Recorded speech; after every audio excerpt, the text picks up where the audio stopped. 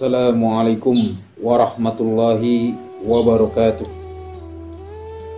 Hamdan lillahi jalla wa ala, salatan wa salaman ala man bi akhlaqillahi tahalla, Sayyidina Muhammadin wa ala alihi wa sahbihi wa mawala. Amma ba'd. Kaum muslimin di mana saja berada, rahimahullah. Rasulullah SAW bersabda dalam suatu hadisnya, "Idza ra'aita Allah Ta'ala yu'til abda minad dunya ma yuhibbu wa huwa muqimun ala ma'asihi fa innama dzalika minhu istidrajun." Rawahu Ahmad wal Baihaqi wa Tabrani. Apabila engkau melihat Allah memberikan kepada seorang hamba segala dunia menurut yang dia sukai, padahal si hamba itu terus menerus di dalam kemaksiatannya, maka itu merupakan istidraj dari Allah Subhanahu wa ta'ala.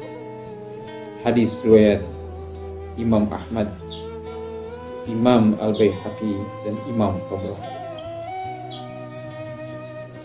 Di dalam hadis ini terdapat nasihat dan pesan penting bagi kita sebagai muslim,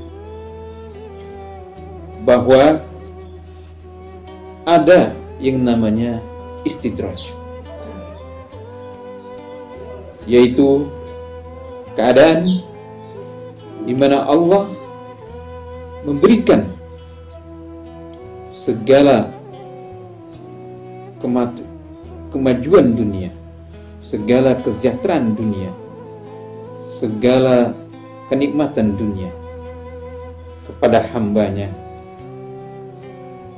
sesuai yang diinginkan oleh hambanya itu. Padahal sang hamba terus menerus berbuat dosa, terus menerus berbuat maksiat, terus menerus berbuat zalim. Keadaan inilah yang disebut dengan istidraj. Perbuatan dosa, perbuatan maksiat, perbuatan zalim yang dilakukan sang hamba tidak menghalangi akan nikmat atau pemberian yang Allah berikan kepadanya. Tetapi pemberian Allah kepadanya ini bukanlah karena Allah meridhoi dan mencintai si hamba itu, sama sekali bukan. Akan tetapi semata-mata Allah berkehendak untuk memberikan penangguhan kepada yang bersangkutan, sehingga yang bersangkutan punya waktu yang panjang untuk terus diisi dengan perbuatan dosa, perbuatan maksiat, perbuatan kezaliman. Maka hidupnya, perjalanan hidupnya terus menerus di dalam keadaan demikian hingga akhir hayatnya. Ketika itulah dia meninggal dunia dalam keadaan putus dari rahmat Allah karena tidak sempat bertobat atas perbuatan maksiat, perbuatan dosa, dan perbuatan kezaliman yang telah diperbuatnya. Inilah bahaya istidraj. Sang hamba lupa dan tak sadar bahwa di balik kesejahteraan yang dia peroleh, di balik rezeki yang luas yang dia peroleh, di balik kesuksesan yang dia dapatkan, di balik ketercukupan bahkan kemewahan materi yang dia dapatkan, sesungguhnya di situ ada makna istidraj. Kenapa? Karena itu semua dia dapatkan dalam keadaan dirinya penuh dengan perbuatan dosa, penuh dengan perbuatan maksiat, penuh dengan perbuatan kezaliman. Hati-hatilah dengan istidraj, ya. Karena sang hamba boleh jadi tidak mengetahui bahwa dia akan terus bertahan dengan perilakunya yang melanggar ajaran-ajaran agama. Kenapa? Karena kesuksesan dia selama ini adalah dengan menempuh hal demikian. Kesejahteraan hidup dia selama ini diperoleh dengan menempuh hal demikian.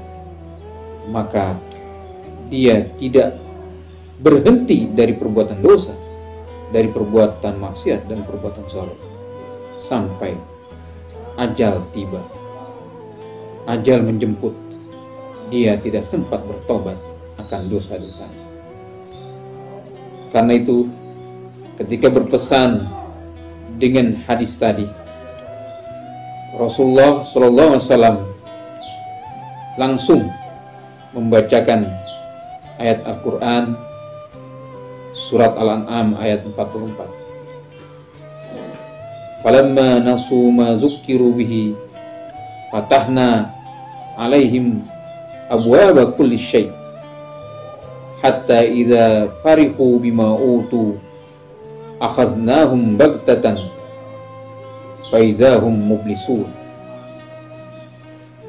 Maka tak kala mereka melupakan apa yang telah diperingatkan,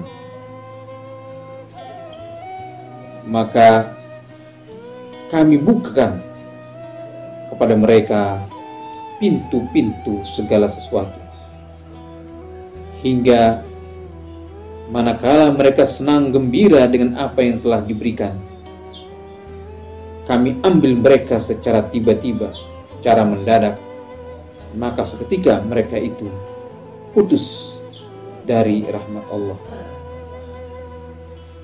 tidak mendapatkan rahmat Allah. Ini menjadi satu pelajaran bagi kita bahwa seorang hamba yang mengalami istidraj akan kehilangan kesempatan mendapatkan rahmat Allah ketika akhir hayatnya, karena dia tidak sempat melakukan taubat. Dia lupa diri dengan kenikmatan, dengan kesejahteraan, dengan kebahagiaan yang sifatnya materi duniawi, sehingga dia tidak merasakan apa yang dia lakukannya merupakan hal yang menyimpang dari ajaran agama. Allah menjadikan sang hamba dalam posisi yang diberikan panjang umur, diberikan waktu yang luang untuk melakukan perbuatan-perbuatan dosa, perbuatan maksiat, dan perbuatan zalim tersebut hingga akhir hayat. Sementara itu sang hamba melihat bahwa yang dia lakukan ini adalah karena dia dicintai oleh Allah. Allah senang kepadanya, dengan meyakini bahwa dia mendapatkan kesuksesan, kesejahteraan, kebahagiaan karena dia cintai dan diridhoi Allah Subhanahu wa taala. Padahal sama sekali tidak. Kalau yang dia minta kepada Allah diperkenankan, diijabah, padahal perbuatan dia penuh dengan dosa, penuh dengan maksiat, penuh dengan kezaliman, itu bukanlah tanda, bukanlah petunjuk bahwa Allah ridho kepadanya. Dalam hal inilah ulama menyampaikan pesan yang bijak. Ijabatud du'a laisat alamatur ridha. Diterimanya doa tidaklah menunjukkan bahwa Allah itu ridho kepada si hamba.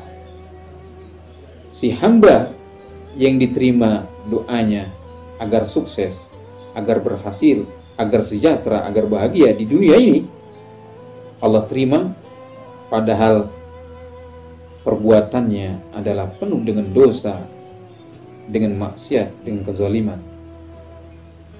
Bukanlah berarti Allah itu meridhoinya atau mencintainya. Karena itulah kita mesti menyadari bahaya dari istidraj ini. Karena itulah sahabat Nabi Sayyidina Umar Ibn Khattab selalu memohon perlindungan kepada Allah agar terhindar dari istidraj ini. Semoga kita kaum muslimin di bulan yang penuh berkah ini mendapat perlindungan dari Allah sehingga kita terhindar dari istidraj. Amin ya mujibas sa'ilin. Demikian hikmah Ramadan ini. Wallahu a'lam. Hasbunallahu wa ni'mal wakil. Assalamualaikum warahmatullahi wabarakatuh.